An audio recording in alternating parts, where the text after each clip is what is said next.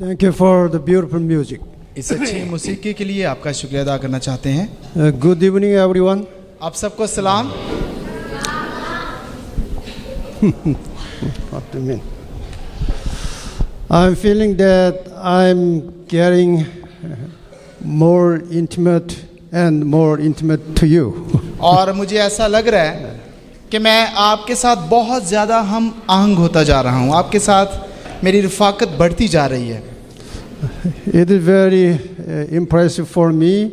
Whenever I see some small student, good morning sir, good morning sir. और मैं इस बात को देख के बड़ा मुतासिर हुआ हूँ कि जब भी मैं आपके पास से गुजरता हूँ तो आप मुझे सलाम करते हैं। It is very impressive. और मैं इससे बड़ा मुतासिर हुआ हूँ। Okay. The topic of this evening is the day when heaven and earth transform. आज हमारा जो उन्वान है, जिस दिन ज़मीन और आसमां बदल जाएंगे। Let me give you one or two Bible verses relating to this topic. इस उन्वान के मुताबिक आइए कलाम में से दो आयात देखते हैं। 2 Peter chapter 3. दूसरा पत्रस उसका 3 बाब। But the day of the Lord will come like a thief. लेकिन खुदावंद का दिन चोर की तरह आएगा। The heavens will disappear with a roar. उस दिन आसमान बड़े शोरगुल के साथ बर्बाद हो जाएंगे। The elements will be destroyed by fire. और इजराम फलक हरारत की शिद्दत से पिघल जाएंगे। That they will bring about the destruction of the heavens by fire. और जमीन और उस पर के काम जल जाएंगे। And the elements will melt in the heat. और सब चीजें इसी तरह पिघलने वाली हैं। Very dreadful and fearful. और बहुत ही भयानक मंजर होगा। Here we have one more Bible verse like that. और इसी तरह का एक और हवाला हमारे सामने है। Revelation chapter 6. मुकाशफा 6 बाब। The heavens receded like a scroll being rolled up. और आसमान इस तरह सिरक गया। And every mountain and island was removed from its place. और हर एक पहाड़ और टापू अपनी जगह से टल गया। At that moment, और उस वक्त the kings of the earth, the princes, the generals, the rich, the mighty, and everyone else, both slave and free, hid in cave and among the rocks of the mountain. जमीन के बादशाह, अमीर और फौजी, सरदार और मालदार और जोरावर और तमाम गुलाम और आजाद पहाड़ों के गारों और चट्टानों में जा छुपे। They called to the mountains and the rocks, चट्टानों से पहाड़ों से कहने लगे, fall on us and hide us from the face of him who sits on the throne and from the rest of the Lamb. कि हम पर गिर पड़ो और हमें उसकी नजर से जो तख्त पर बैठा हुआ है और बर्रे के गजब से छुपा लो। For the great day of their rest has come, and who can withstand it? क्योंकि उनके गजब का रोज़े अज़ीमा पहुंचा, अब कौन ठहर सकता है। These two Bible verses is explaining about sin when Jesus coming again. और ये जो दो आयात दो हवाले हमने देखे हैं, ये हमें बताते हैं कि जब मसीह यीशु आएगा तो उस वक्त मंजरनामा क्या होगा। I like to show this picture one more. और एक बार फिर से ये तस्वीर दिखाना चाहते हैं। At first day of the evangelistic meeting, I have shown this picture. और ये जो बिशारती इबादत है, इसके पहले दिन ये तस्वीर मैंने दिखाई थी। But I'd like to explain one more time relating to the topic of today. लेकिन इस तस्वीर को एक बार फिर से बयान करना चाहते हैं क्योंकि ये जो तस्वीर है ये हमारे उन्वान के साथ मिलती है। What is the focus of Old Testament and New Testament? पुराने और नए अहदनामे की तवज्जो का मरकज क्या है? The focus of Old Testament is Jesus' first coming. और पुराने अहदनामे का जो मरकज है या उसकी जो तवज्जो है वो मसीह यीशु की पहली आमद है। He came down to the earth according to his promise. और अपने वादे के मुताबिक वो इस जमीन पर आया, मुजस्सम हुआ। And he crucified instead of our sins. और हमारे गुनाहों के बदले वो मसलूब हुआ। And then what is the focus of New Testament? अब नए अहदनामे का तवज्जो का मरकज कौन सी चीज है? The focus of the New Testament is Jesus' second coming. और नए अहदनामे के जो तवज्जो है, तवज्जो का मरकज मसीह यीशु की दूसरी आमद है। After the second coming, और दूसरी आमद के बाद this world is going to eternal life. और ये जो दुनिया है, इसके जो बाशिंदे हैं, रास्तबाजों को अब्दी जिंदगी मुयस्सर होगी। Let me explain about that one more time. और एक बार फिर से बताना चाहते हैं, The purpose of first coming of Jesus और मसीह यीशु की पहली आमद का मकसद is to salvation from sin. वो मकसद था गुनाह से निजात। And purpose of second coming, दूसरी आमद का मकसद rescue from sinful world. गुनाह भरी दुनिया से इंसान को छुटकारा देना।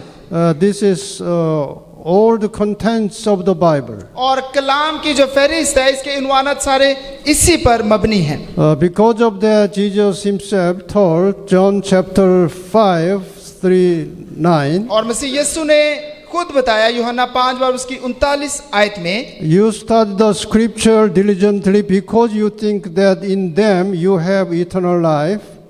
तुम किताब मुकद्दस में ढूंढते हो क्योंकि समझते हो कि उसमें हमें हमेशा की जिंदगी मिलती है।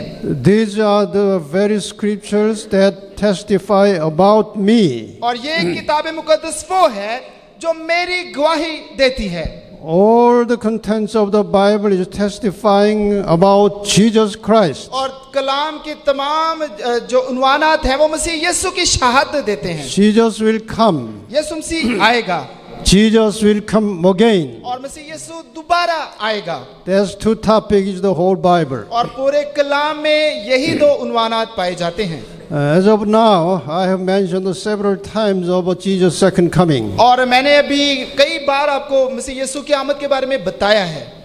Actually, this is the most important issue in the Bible. क्योंकि कलाम में ये सबसे ज्यादा अहम उन्वान है।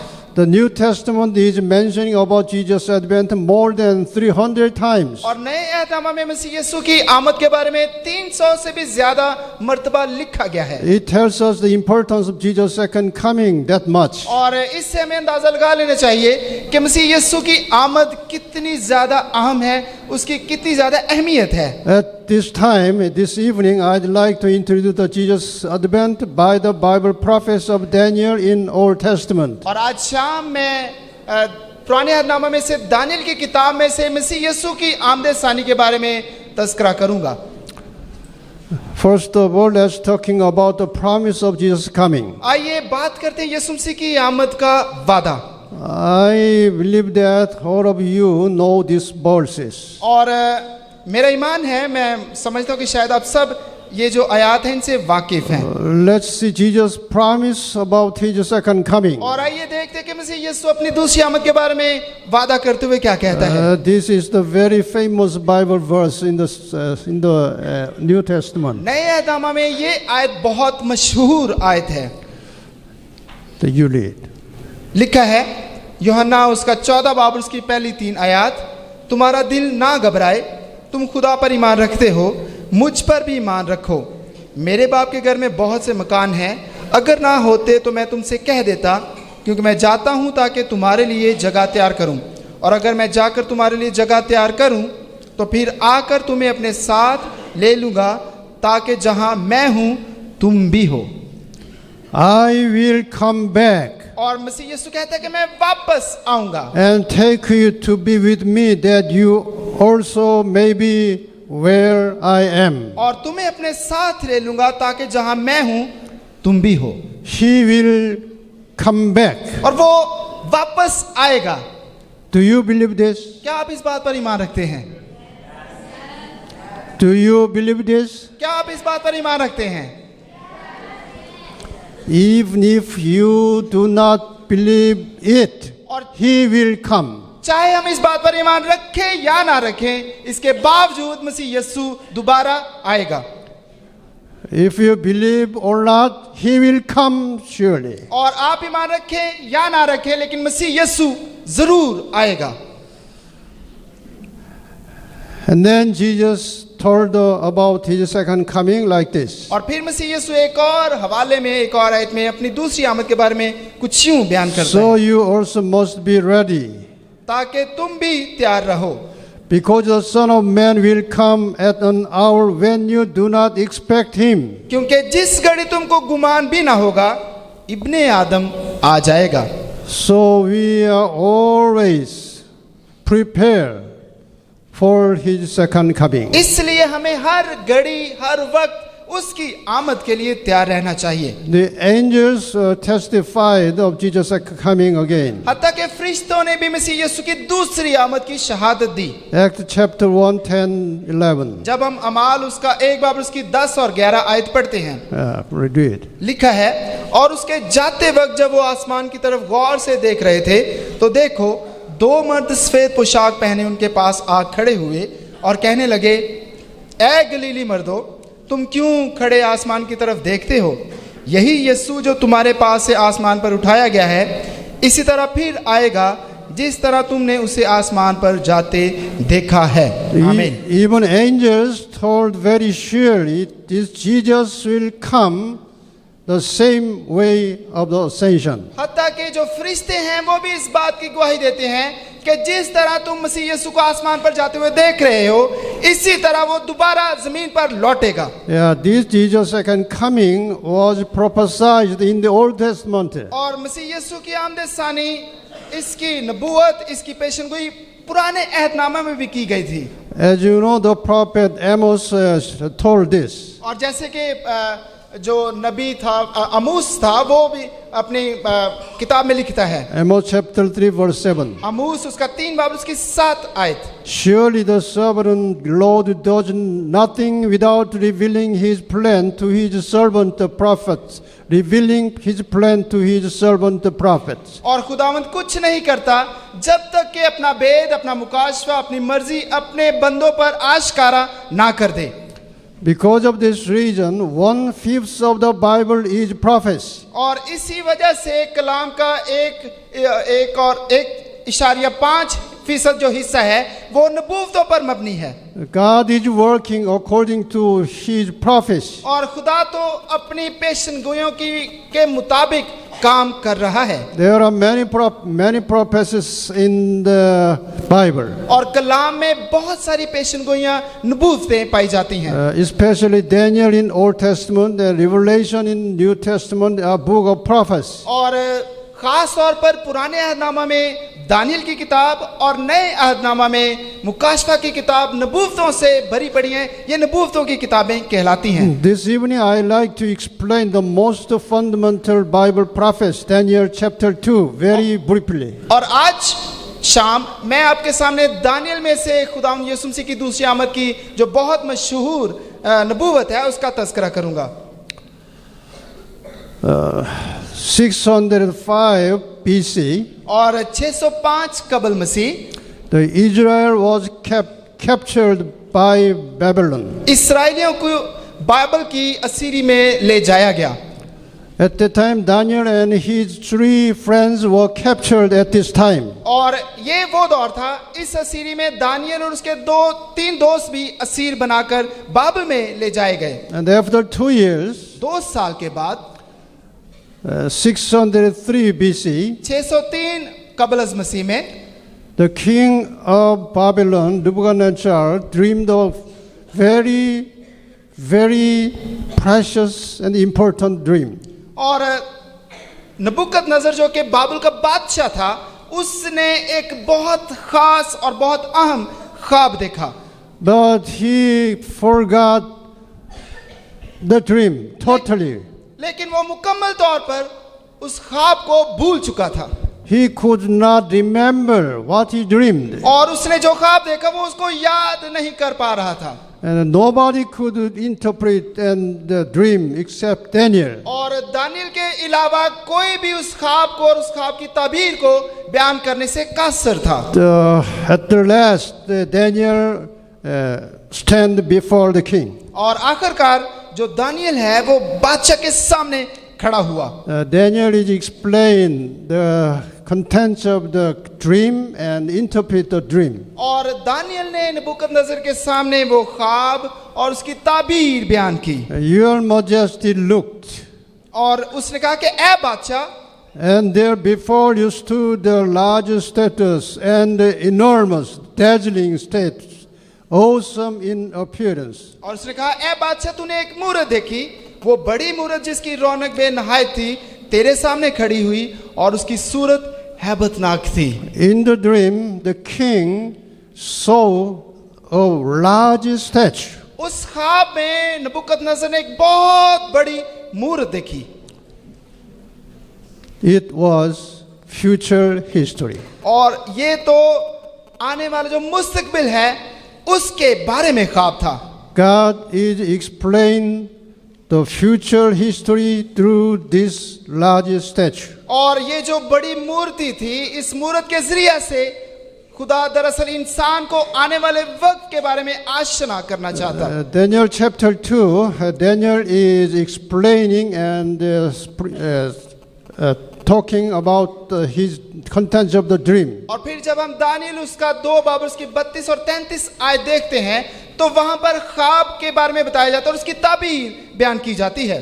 The head of the statue was made of pure gold. और उस मूरत का सर खालिस सोने का था। Its chest and arms of silver. और उसका सीना और उसके बाजू चांदी के।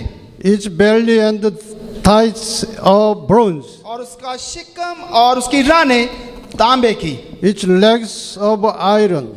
और उसकी टांगे लोहे की बनी हुई थी। Its feet partly of iron and partly of baked clay. और उसके पांव कुछ लोहे के और कुछ मिट्टी के थे। This is the contents of the dream. और ये वो ख्वाब था जो बादशाह ने देखा। And the next scene of the dream, और उस ख्वाब के अगले मंजर में Daniel told this. और दानियल ने कुछ यूं बयान किया। While you were watching, a rock was cut out, but not by human hands. और उसने कहा कि ऐ बादशाह, जब तू ख्वाब देख रहा था कि तूने एक पत्थर देखा जो कि बगैर हाथ से काटा गया और उसने उस मूरत को चकनाचूर कर दिया। He struck the statue on its feet of iron and clay and smashed them. और वो पत्थर उस मूरत के पांव पर जो लोहे और मिट्टी के थे लगा और उनको टुकड़े टुकड़े कर दिया। Then the iron, the clay, the bronze, the silver and the gold were all broken to pieces and became like chaff on a threshing floor in the summer. तब लोहा और मिट्टी और तांबा और चांदी और सोना टुकड़े टुकड़े किए गए और ताबस्तानी खलियान के भूसे की मानिद हुए और हवा उनको उड़ा ले गई। The wind swept them away without leaving a trace. और हत्ता के उनको पता ना मिला वो कहाँ गए। But the rock that struck the statue became a huge mountain and filled the whole earth. और वो पत्थर जिसने उस मूरत को तोड़ा एक बड़ा पहाड़ बन गया और तमाम जमीन में फैल गया। I'd like to show to you the dream of Nebuchadnezzar. आज एक वीडियो की सूरत में आपको बादशाह नबूकदनेस्सर का ख्वाब दिखाया जाएगा। Let's see that dream. आइए वो ख्वाब देखते हैं। Watch that.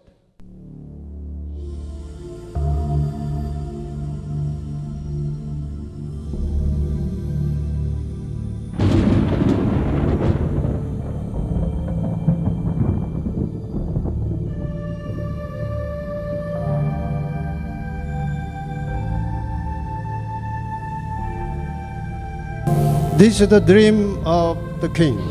और बादशाह ने ख्वाब देखा, उसने उस ख्वाब में ये मूरत देखी। The rock is coming out. और फिर एक पत्थर बगैर हाथ से काटे हुए उस मूरत के पांव में लगता है Struck the foot. और उस मूरत को टुकड़े टुकड़े कर देता है।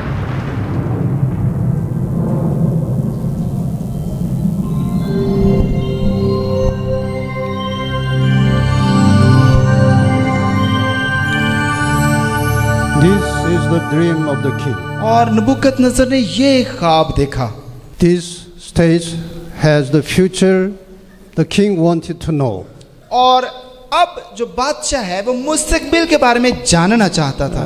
This statue is explained about the history after the Babylon. और इसके बाद बाबल के बाद क्या हुआ उसकी तारीख बयान की जाती है। That history, that dream include from Babylon to the end of the world. और बाबल से लेकर आखिर तक जो तारीख है उस ख्वाब में बयान की गई।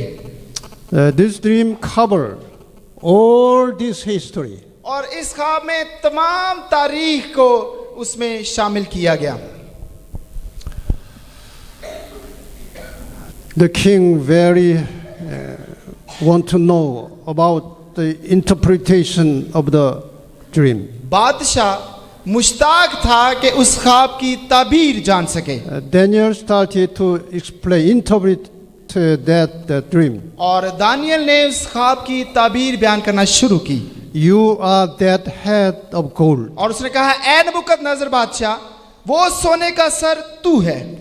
The gold head is represent the country of Babylon. और ये जो सोने का सर था दरअसल ये बाबल की जो सल्तनत है उसको जाहिर करता था। After you, another kingdom will arise. और तेरे बाद एक और सल्तनत बर्पा होगी। That kingdom will be inferior to yours. जो तुझसे जरा छोटी होगी। Next, the third kingdom, और उसके बाद फिर तीसरी सल्तनत one of bronze, जो कि तांबे की होगी, will rule over the whole earth. जो जमीन पर हुकूमत करेगी। This is the interpretation of the dream. और ये उस ख्वाब की ताबीर थी जो कि दानियल ने बादशाह को बताई। If I explain about this prophecy in detail, it takes long time. और अगर मैं तफसीलन इसको बयान करूं तो बहुत ज़्यादा हमें वक्त दरकार होगा। So I like to explain about this dream, this history, through the very brief quotation from the history textbook. और इसलिए तारीख की चंद किताबों में से मुख्तसरन आपको ये जो ख्वाब है और ये जो पेशनगोई है इसके मतलब बयान करने की कोशिश करेंगे। Of course, this history textbook is written in Korean. और ये जो तारीख की किताबें हैं जहाँ से ये इक़्तिबासात लिए गए हैं ये किताबें कोरिया में लिखी गई। The content is this. और उसका अनुमान कुछ यूं। The capital of New Babylonia, Babylon, was the center of the commercial and cultural activities in Southwest Asia. और नए बाबुल का दारुल हुकूमत जनूबी मशरकी एशिया में तजारती और सकाफती सरगर्मियों का मरकज था। But it was conquered, the Babylon was conquered by Persia. लेकिन ये जो बाबुल था इसको फारस ने फतह कर लिया। Alexander the Great, who conquered Greece, won a series of victories against the Persian army who ruled the Orient world at the time. और इस्कंदर आज़म जिसने यूनान को फतह करने वाले फारसी फौज के खिलाफ कई फतुहात हासिल की जिन्होंने उस वक्त ओरिएंट दुनिया पर हुक्मरानी की। He defeated Darius III at Abela and destroyed Persia. और उसने अल्बेरा में दारा 3 को शिकस्त दी और फारस को तबाह कर दिया। Rome defeated Carthago in 3 wars. और रोम ने कार्थीज को शिकस्त दी। The conquest of Greece finally led them to rule the Mediterranean in the 2nd century BC. और यूनान की फतह ने बिल आखिर दूसरी सदी के बहरा रोम पर हुक्मरानी की। Here you can see 4 countries. अब यहाँ पर आप 4 मुख्तलिफ ममालिक देख सकते हैं। The first one was Babylon. पहला मुल्क पहली सल्तनत बाबल की सल्तनत। And the second one is Persia. दूसरी सल्तनत या हुकूमत फारस। The third country is Greece. और तीसरी यूनान। The fourth country was Rome. जबकि चौथी जो सल्तनत थी वो रोम की सल्तनत थी। Let's this stage again. आइए ये जो मूरत है एक बार फिर से इसे देखते हैं। According to the interpretation of Daniel for this, the gold head was what? और दानियल की ताबीर के मुताबिक ये जो मूरत है इसका सर क्या था? किसकी हुकूमत थी? That gold head is Babylon. और ये बाबल की हुकूमत थी।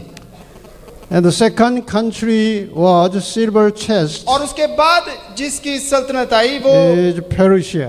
और वो फारस, चांदी का जो सीना है वो फारस की हुकूमत को जाहिर करता। And the third country of this stage is Bronze Valley, is Greece. और उस मूरत की जो शिकम थी वो तांबे की थी और वो यूनान को जाहिर करती।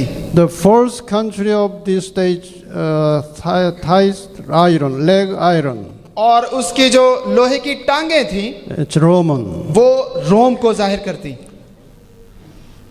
What is the next country after Rome? और रोम के बाद कौन सी सल्तनत आई? After the iron Rome, we see the feet which is made by iron and clay. और रोम की हुकूमत जो कि लोहे के साथ जिसको तशबीह दी जाती है, उसके बाद हम देखते हैं कि पांव जो कि मिट्टी और लोहे से बने हुए थे। According to the interpretation of the Bible, और कलाम की ताबीर के मुताबिक the Rome Empire would be divided into many countries. जो रोम की सल्तनत है उसको बहुत सारी छोटी छोटी हुकूमतों में, सल्तनतों में तकसीम होना था। By the historic record, the Western Rome was divided into 10 countries. और तारीख इस बात की गवाह है कि जो मगरबी रोम था वो 10 मुख्तलिफ सल्तनतों में, हुकूमतों में तकसीम किया गया। You can see the 10 countries map like this. और इस नक्शे में वो आप 10 हुकूमतें देख सकते हैं। The Western Roman Empire divided into 10 countries. और जो मगरबी रोम था वो 10 मुख्तलिफ छोटी छोटी हुकूमतों में तकसीम हुआ। Let's see this picture again. आइए ये जो तस्वीर है एक बार फिर से इसकी जानिब लौटते हैं। After the Rome, और रोम के बाद there is clay and iron foot, और जो पांव हैं वो मिट्टी और लोहे से मिले हुए बने, means divided countries. और इसका मतलब तकसीम हुकूमतें, सल्तनतें। What is the next country after the divided countries? और अब ये जो तकसीम शुदा हुकूमतें थी, इनके बाद कौन सी हुकूमत या सल्तनत आने वाली है? Now we are living in the age of divided countries, which are mixed strong countries like iron and weak countries like clay. और ये जो दौर जिसमें हम जिंदगी बसर कर रहे हैं, इसमें हम उस दौर में रह रहे हैं जहां पर कुछ हुकूमतें बहुत ताकतवर और कुछ हुकूमतें बहुत कमजोर, ये लोहे और मिट्टी को जाहिर करती हैं। According to the Bible prophets, the next country will be stone country. और कलाम की नबूवत के मुताबिक अगली हुकूमत, अगली सल्तनत जो है वो पत्थर की सल्तनत होने वाली है। The last part of this dream is stone appear. और उस ख्वाब के आखिरी हिस्से में हम देखते हैं एक पत्थर नमूदार होता है। The stone is not by human hand. और लिखा है वो पत्थर इंसान के हाथ लगाए बगैर काटा गया। The statue was made by human hands. और ये जो मूर्ति है इसको इंसानी हाथ ने बनाया। That countries were made by human being. और वो जो सल्तनतें हैं, वो हुकूमतें हैं, वो इंसान ने बनाई। But last country, stone country, is not made by human hands. लेकिन ये जो पत्थर की हुकूमत आने वाली है, कलाम के मुताबिक इसको इंसानी हाथ ने बिल्कुल नहीं बनाया। The next country will be established not by human hand. और अगली जो हुकूमत है, अगली सल्तनत, इसे कोई इंसान नहीं बनाने वाला। If so, what is the meaning of the stone? तो फिर ये जो पत्थर है, ये जो चट्टान है, इससे क्या मुराद है? Who will make the last country in this तो earth? फिर इस जहां में, इस दुनिया में वो आखिरी सल्तनत कौन बनाएगा? We need to know what is the meaning of rock, तो फिर stone. हमें वो जो पत्थर है, वो जो चट्टान है, उसके बारे में जानने की जरूरत है। If you see 1 Corinthians chapter 10 verse 4, जब हम पहला कुरिन्थियों का 10 बाब उसकी 4 आयत देखते हैं, that rock was Christ. और वो जो चट्टान है वो मसीह यीशु था। Christ is a stone. वो चट्टान मसीह है। Here we have another Bible verse, 1 Peter chapter 2 verse 4. और हमें एक और हमारे सामने हवाला है, पहला पत्रस उसका 2 बाब और उसकी 4 आयत। Here the Christ says living stone. और यहाँ पर मसीह यीशु एक जिंदा पत्थर, एक जिंदा चट्टान है।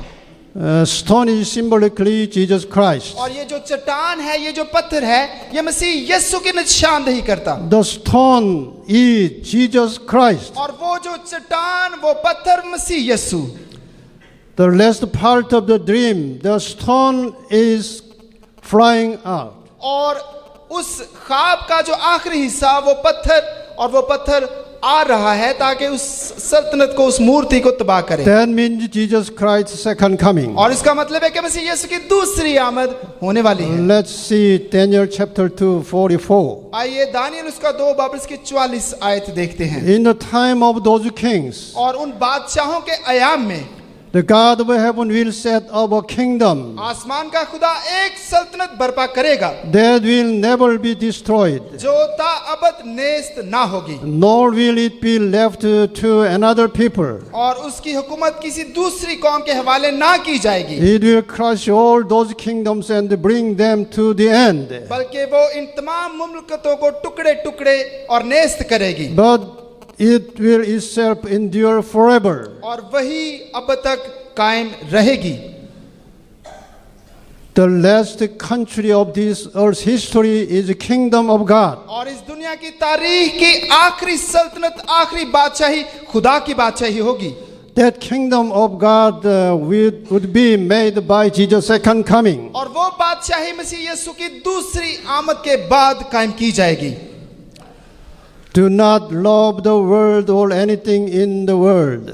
ना दुनिया से मोहब्बत रखो, ना उन चीजों से जो दुनिया में हैं। If anyone loves the world, love for the Father is not in them. जो कोई दुनिया से मोहब्बत रखता है, उसमें बाप की मोहब्बत नहीं। The world and its desires pass away, और ये दुनिया और इसकी तमाम ख्वाहिशात मिट जाएंगी, but whosoever does the will of God lives forever. लेकिन वो जो मसीह यीशु की मर्जी बजा लाएगा, वो अब्दी जिंदगी पाएगा। Okay, let's see the Jesus' second coming आइए मसीह यीशु की दूसरी आमद देखते हैं through the picture. इन तस्वीर के जरिए से।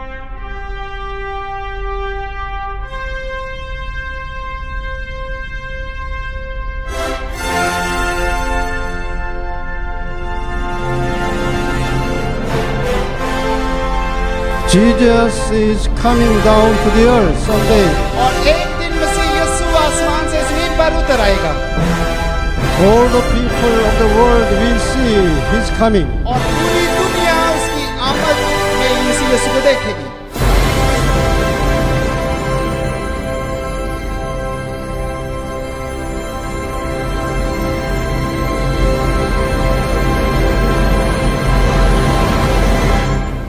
He will come soon. वो जल्दी आने वाला है, Please believe it. और हमें इस बात पर ईमान रखना चाहिए। Please prepare for the second coming. आइए मसीह यीशु की दूसरी आमद के लिए तैयार रहें। To those who have heard the news of Jesus' second coming today, वो लोग जिन्होंने आज मसीह की दूसरी आमद का तज़किरा सुना है, I give you an honest request. और मैं आपके सामने एक दरख्वास्त रखना चाहता हूँ।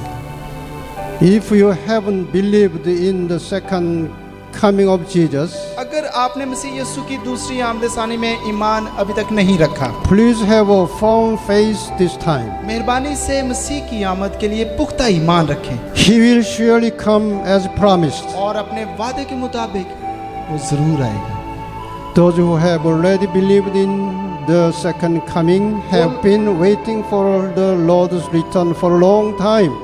वो लोग जो पहले ही से मसीह यीशु की आमद पर यकीन रखते हैं और काफी अरसे से उसकी आमद के मुंतजिर हैं, But the Lord has not come लेकिन yet. खुदावंद अभी तक नहीं आया। There are many reasons, बहुत सारी वजूहात हैं उसके पीछे, but He has waited a little longer to take you to heaven. और अभी तक वो नहीं आया क्योंकि वो ये चाहता है कि हम सबको आसमान पर ले जाए। Jesus is waiting for you to come to the Jesus Christ. दरअसल मसीह यीशु हम सबका मुंतजिर है कि हम मसीह यीशु के पास आएं। He is looking for believers who are fully committed to the Lord's kingdom. वो ऐसे लोगों की परस्तारों के उनका मुतलाशी है जो कि खुदा उनकी बादशाही के लिए पूरी तरह पुरुमीद है। Stop all things that sicken and secularize my spirituality and faith. और आइए ऐसे तमाम काम बंद करें जो कि हमारी रूहानियत को खराब करते हैं। And let us prepare ourselves to meet the Lord in a godly life with a spiritual heart. और आइए अपने आप को हम रूहानी दिल के साथ खुदा से मिलने के लिए तैयार करें। Let us look forward to the nation prepared by the Lord more than this world. और हमें तो उस जहां को देखना है जो कि मसीह यीशु ने बनाया, मसीह यीशु के जहां को, उसकी सल्तनत को इस दुनिया से भी ज्यादा गहरे तौर पर देखना है। Abandon your attachment to the world that will soon disappear like a fog and hope for the second coming. और आइए इस दुनिया से हमारा जो लगाव है जो कि बहुत जल्दी खत्म हो जाएगा, इस लगाव को खत्म करें और आइए दूसरी आमद की उम्मीद पर कायम रहें। Let's end our troubled, hard and rough world soon and go home. आइए हम अपनी ये जो परेशानियां हैं, मुश्किलात हैं, दुश्वारियां हैं, आइए इनको खत्म करें और जल्द इस दुनिया को छोड़कर उस नई दुनिया में जाएं। I hope the Holy Spirit will come to our hearts at this time and give us a new heart. और मुझे उम्मीद है कि रूह कुदस इस वक्त हमारे दिलों में आएगा और हमें एक नया दिल बख्शेगा। Let me tell you again, एक बार फिर से बताना चाहते हैं, Jesus will surely soon come. और यकीनन जल्द मसीह यीशु आएगा। All the prophecies of the Bible was accomplished very exactly और कलाम की तमाम नबूवतें पूरी हो चुकी by the Bible prophets, and according to the Bible prophets, Jesus will come surely. और कलाम की जितनी भी नबूवतें हैं और कलाम के जो अंबिया हैं उनके मुताबिक मसीह यीशु जरूर आएगा। Please prepare for the Jesus coming. आइए अपने आप को मेहरबानी से मसीह यीशु की आमद के लिए तैयार करें। Believe in Jesus Christ मसीह यीशु में ईमान रखें and live according to His word, और उसके कलाम के मुताबिक जिंदगी बसर so करें, that we can meet Jesus Christ when He's coming. ताकि जब मसीह यीशु आए तो हम उसके साथ मुलाकात कर सकें। I hope that you and I will be there in heaven at the time. और मुझे उम्मीद है कि उस वक्त मैं भी मसीह यीशु के साथ आसमान में हूँगा। That is my prayer. और ये मेरी दुआ है।